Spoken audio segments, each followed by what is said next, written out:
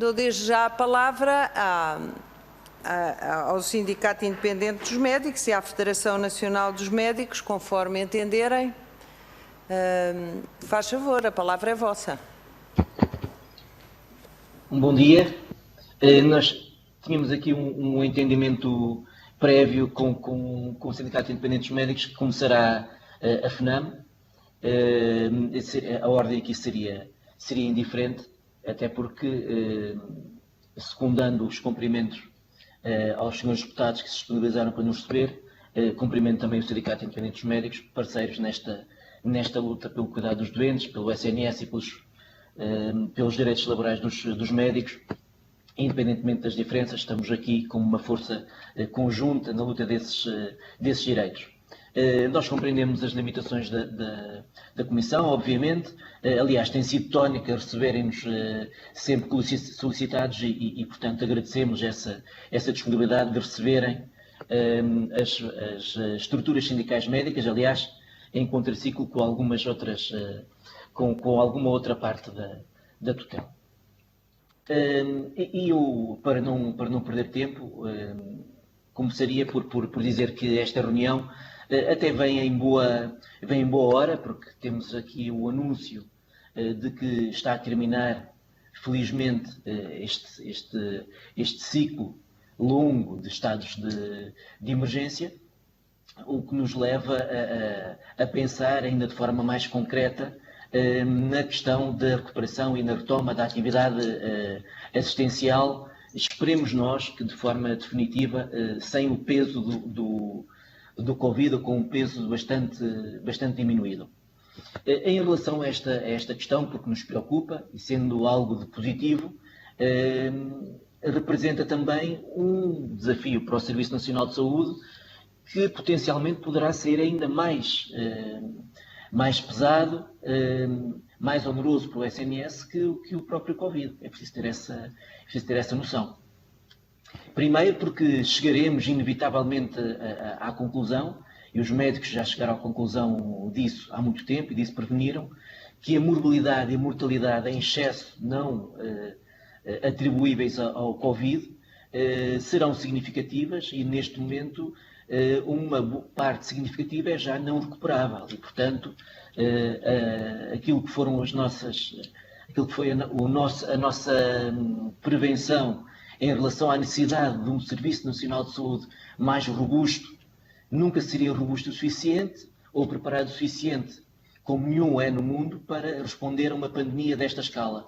Mas poderíamos ter diminuído as suas consequências com o Serviço Nacional de Saúde, que é o garante da democraticidade dos cuidados de saúde em Portugal, e foi efetivamente uma imensa mais-valia para nos manter numa situação tão controlada quanto foi possível, mas assim fosse mais robusto, assim houvesse um investimento adequado no Serviço Nacional de Saúde, e poderíamos ter evitado alguma da mortalidade e da morbilidade em excesso não relacionadas com o Covid, assumindo que, e penso que isso poderemos assumir com certeza, que a terapêutica que era possível fazer para os doentes Covid foi realizada, e, portanto, nesse sentido, acho que podemos falar de um sucesso.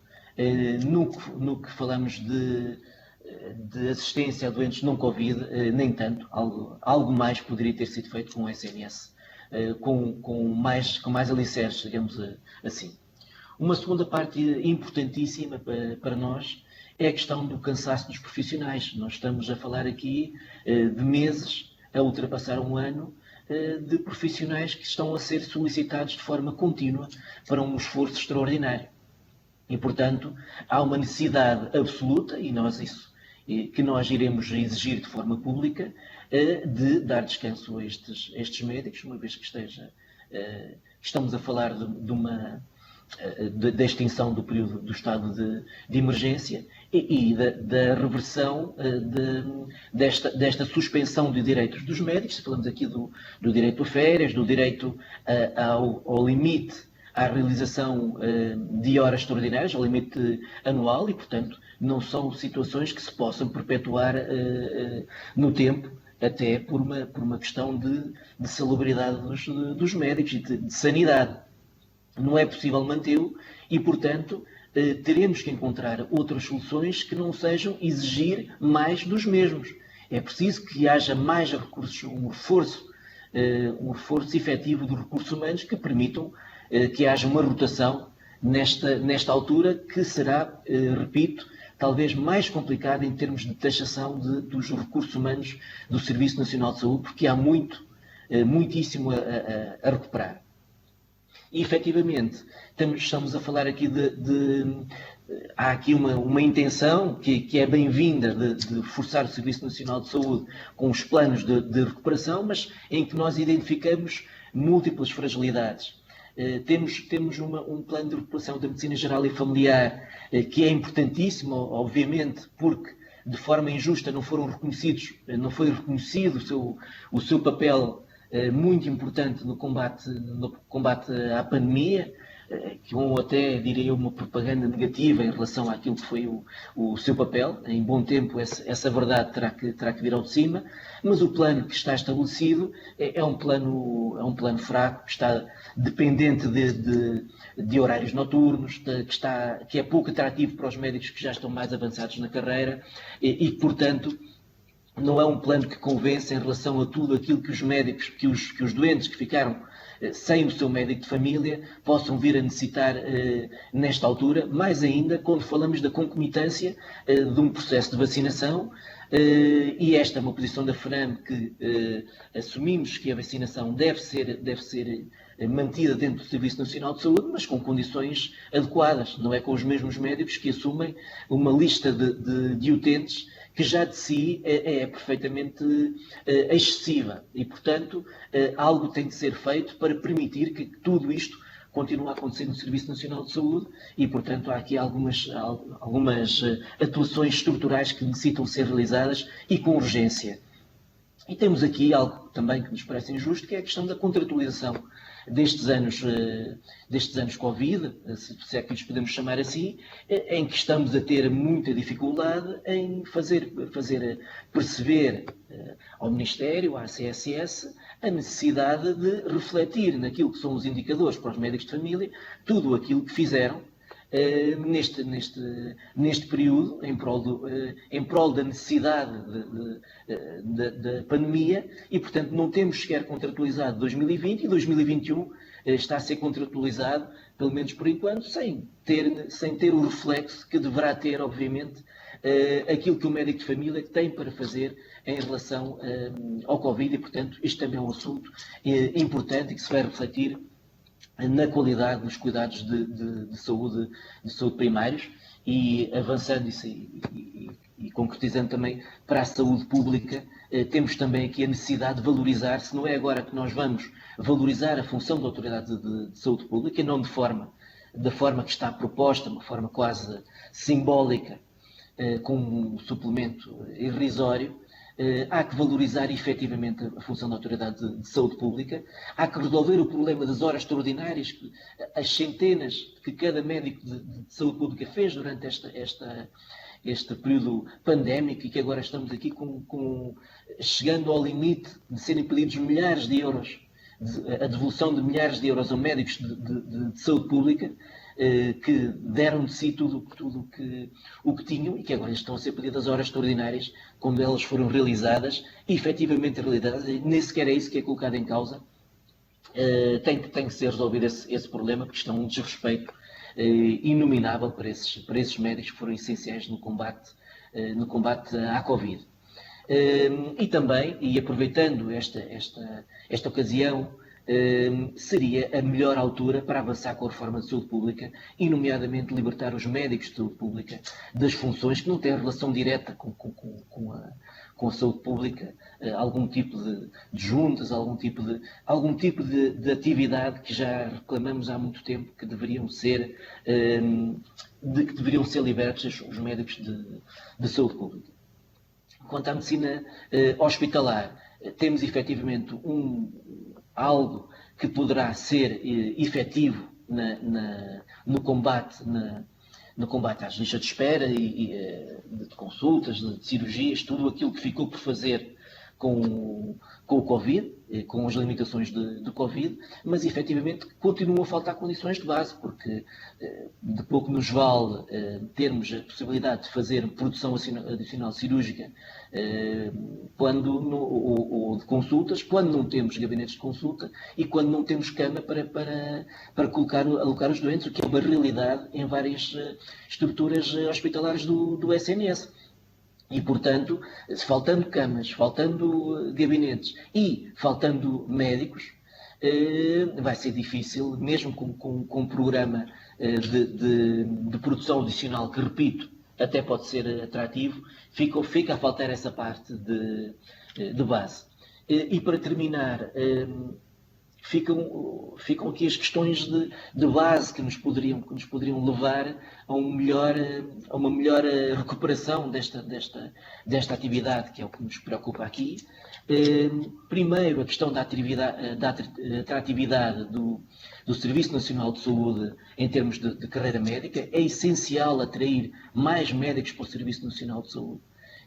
Continuamos a ter doentes sem médico de família. Continuamos a ter doentes à espera anos por uma consulta no SNS, meses por uma consulta, de forma que nos parece perfeitamente desnecessária, quando há centenas de médicos que não são colocados todos os anos, precisamente porque não há atratividade desta carreira. É preciso renegociar as condições do acordo coletivo de trabalho para que isso aconteça. É preciso, e coloca uma tónica especial neste assunto, aproveitar a porta que está aberta na Lei de Bases da Saúde e até no Orçamento de Estado para a dedicação exclusiva dos médicos, aí descrita como plena, nós preferimos chamar de exclusiva, nós FNAM. E efetivamente temos essas portas abertas. Eu já vi isto. Sim? Eu ouvi aqui uma voz, não sei se era alguma interpelação, eu também já estou a terminar. Era absolutamente essencial que negociássemos de forma séria esta possibilidade, até porque foi aqui aberta esta porta, e para nós, FNAM, é essencial que seja um regime de dedicação exclusiva majorada, voluntária e acessível a todos os médicos. O acessível a todos os médicos aqui é essencial. Nós compreendemos que tem que se começar em algum lado, mas terminar nas FIAs vai ser insuficiente, não vai ser eficaz, como parece ser a ideia de quem propôs essa opção, porque tem que ser todos os médicos a ter a possibilidade de ser valorizados por trabalhar exclusivamente no SNS. O redimensionamento da lista de utentes é essencial que se promova essa negociação para permitir, não só em tempos de Covid, um médico de família acessível ao seu utente. O desbloqueio, que é algo incompreensível para nós, da transição das OSFs modelo A para modelo B, quando já estão dadas como tendo as condições para isso. Não compreendemos como é que, nesta altura, em que é uma altura em que se deve valorizar todo o esforço dos médicos, está parada esta evolução. Não é compreensível e não nos parece de boa fé essa circunstância. E, por fim, este plano de recuperação e resiliência, que nós compreendemos que tem que ter as suas limitações, mas é que nós chamamos a atenção que o SNS, parecendo ter aqui uma fatia significativa deste plano, fazendo efetivamente as contas, estamos a falar de um acréscimo de 3%, ou pouco mais que 3% ao ano, daquilo que é o orçamento regular do Serviço Nacional de Saúde, de um Serviço Nacional de Saúde já de si, em que subinvestido e suborçamentado, e que, portanto, não nos deixa perspectivas de que seja com estes valores que nós possamos efetivamente reformar o Serviço Nacional de Saúde, e eu acho que é isso que os portugueses exigem depois de Doutor depois de Noel acordar pela Carrilho, pandemia. eu agradecia só algum Obrigado. poder de síntese. Obrigada. Já terminei. Pronto, Obrigado. doutor, pronto. Pergunto agora ao doutor Noel Carrilho, não sei. Sim, eu serei telegráfico, Está bem, para concluir, ter a obrigada. oportunidade. Eu gostaria de dar a oportunidade também às minhas colegas de participar nas suas áreas. É uma participação rapidíssima. Muito bem. Sim, eu vou ser É porque telegráfico. nós temos uma ordem de trabalhos ainda longa e, portanto, não podemos, por mais Muito interessante bem. que seja estar a ouvir os sindicatos, e que é com certeza, não podemos eternizar Claro.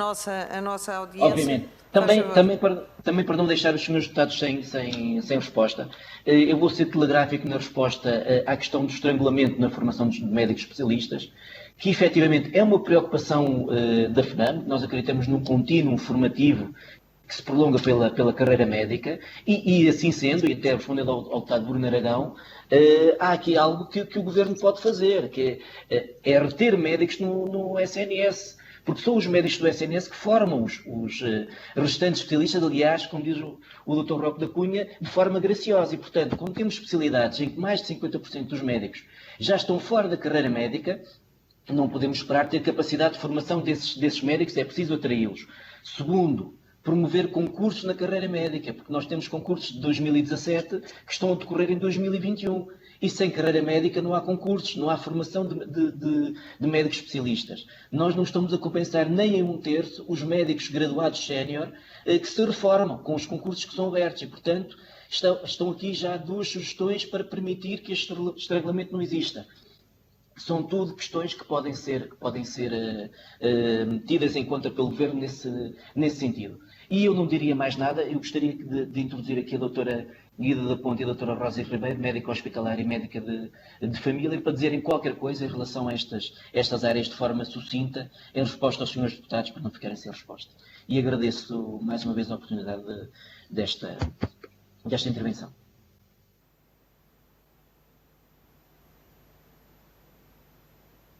Senhoras doutoras. Ora, bom dia. Estão-me a ouvir? Estamos a ouvir muito bem, em boas condições. Faz favor.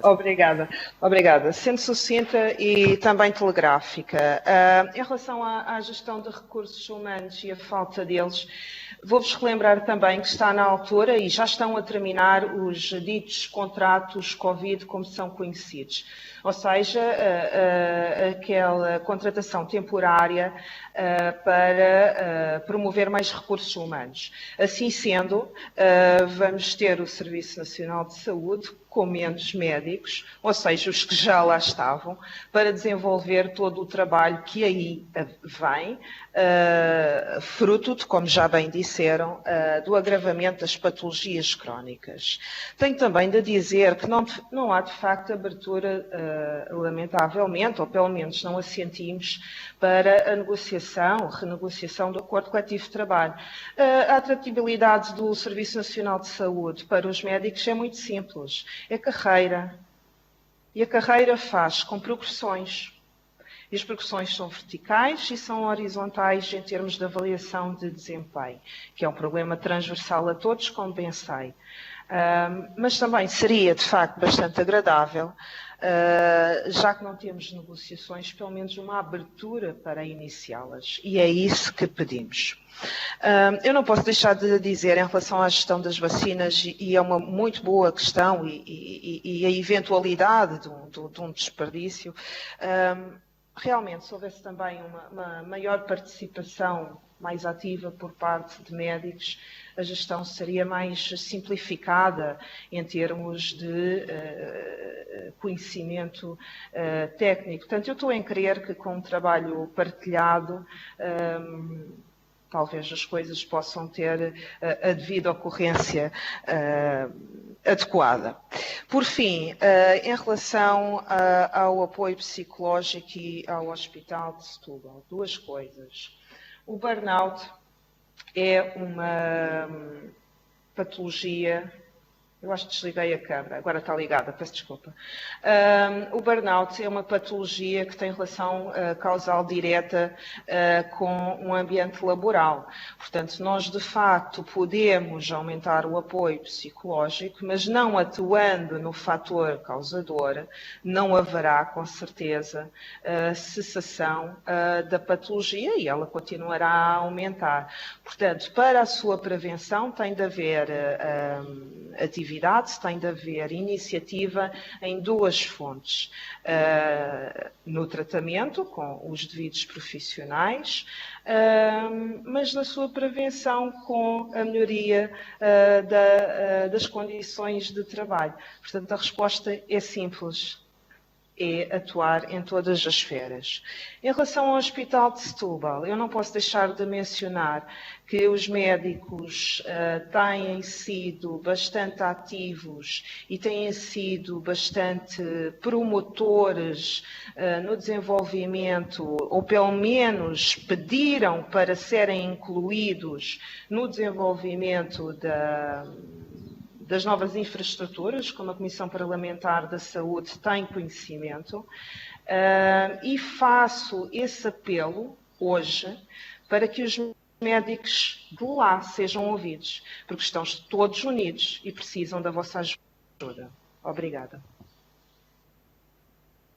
Doutora Guida da Ponte, muito obrigada uma vez mais. Temos, de facto, uma lista grande de audiências, mas estamos a... A doutora Rosa Weber poderia falar um minuto? Com certeza, com certeza. Obrigado. Faz favor. Muito bom dia. Eu penso que estão todos já com pressa, mas acho que era importante ouvirmos até ao fim, dado que não conseguimos durante muito tempo termos... Temos todo o gosto em ouvi-la. Faz favor. Muito obrigada. Eu vou tentar não repetir aquilo que os colegas já disseram, acho que a maior parte dos pontos já foram respondidos, mas eu gostava de lembrar que no dia 1 de março de 2020, a FNAM, nomeadamente eu, fui entrevistada pela RTP e perguntaram-me o que é que nós achávamos se o Serviço Nacional de Saúde estaria preparado para lidar com esta pandemia.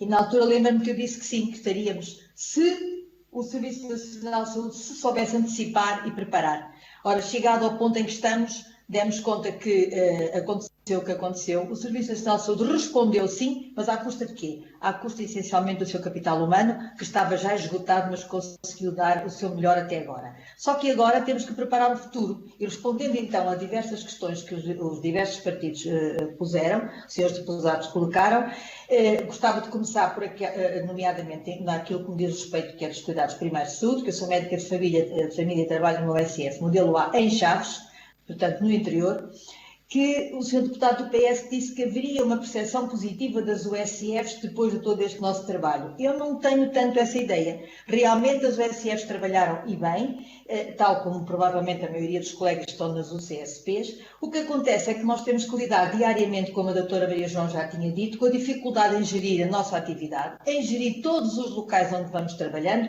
e com a avidez que os doentes têm de ter consulta, a conflitualidade aumentou. Portanto, mais uma vez, isto vai acabar por bater sempre no mesmo ponto que já foi dito e repetido pelos colegas anteriores, que é não se conseguem fazer omeletes sem ovos, ou seja, ou alargamos a capacidade de resposta do Serviço Nacional de Saúde, aumentando as condições de trabalho dos profissionais que lá trabalham, criando melhores condições para os fixar, e claro que isto passa pela contratação, pela revisão da contratação coletiva e pela melhoria, pela revisão das carreiras e provavelmente pela possibilidade de se poderem trabalhar em exclusividade para aqueles que o quiserem, devidamente paga, devidamente majorada, e criar condições e estímulos para que os novos médicos se reformem. A senhora deputada do CDS disse que houve um acréscimo do ter de ser médico de família, pois foi, houve um elevado número de reformas, porque os colegas estão cansados e reformaram-se alguns até antes do prazo, e entretanto há uma baixa entrada de médicos novos, porque o Serviço Nacional de Saúde não é atrativo para os médicos novos.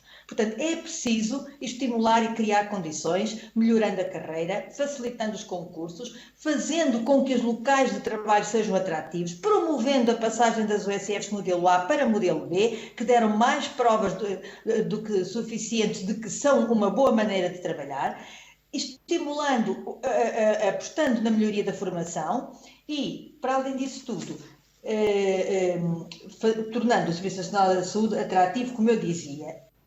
Só respondendo ainda por fim a uma outra questão, que é o que é que nós podemos fazer em relação à recuperação das listas.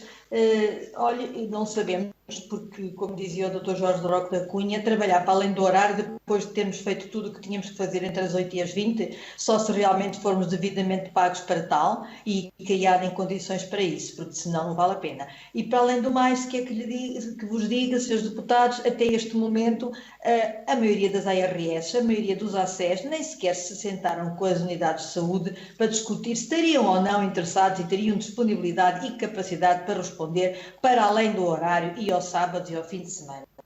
Também queria dizer que subsídio não sabemos o que é, porque ainda não ouvimos. E sabemos também que não está a ser pago nos sítios onde está a ser pago, não está a ser pago de maneira igual. Ainda agora acabei de receber uma notícia de uma colega em cujo hospital foi dito que, como metade dos doentes não eram Covid, então os médicos iriam receber metade do subsídio. Portanto, cada um vai gerindo à sua maneira. E uma última palavra para falar precisamente na dificuldade da gestão da maioria dos serviços, que é péssima, porque se a gestão fosse boa na maioria dos serviços, muitas coisas que correram mal poderiam não ter corrido. E para já era só o que eu queria dizer e muito obrigada por nos terem ouvido. Obrigada.